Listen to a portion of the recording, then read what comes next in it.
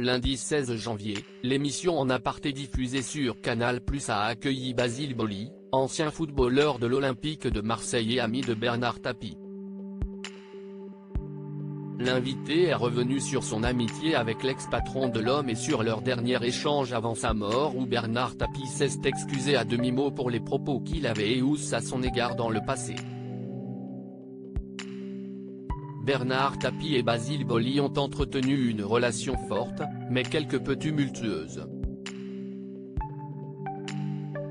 Dans son livre Mémoires d'homme paru chez First Edition le 22 septembre 2022, l'ancien footballeur a livré un témoignage sincère sur cette amitié avec celui qui s'est fait connaître comme homme d'affaires et homme politique, décédé d'un cancer le 24 août 2020.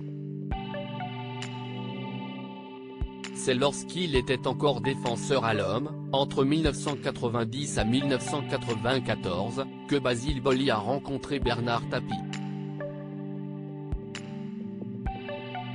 Contre toute attente, les deux hommes se sont très bien entendus. Mais plus tard, Bernard Tapie a tenu des propos blessants envers lui, il y a le singe au pied carré, avant de vous recruter. Des mots qui ont entaché leur relation. Mais lorsque Bernard Tapie était hospitalisé à son domicile, il a ressenti le besoin de revenir sur ces paroles blessantes qu'il avait pu dire par le passé et de s'excuser auprès de Basile Boli.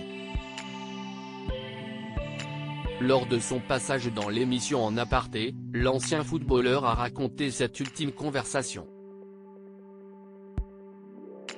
Basile Boli, ses adieux déchirants à Bernard Tapie. Il se souvient avec exactitude la manière dont Bernard Tapie lui a fait des excuses, à demi-mot, mais plus que sincères, il est en train de me parler.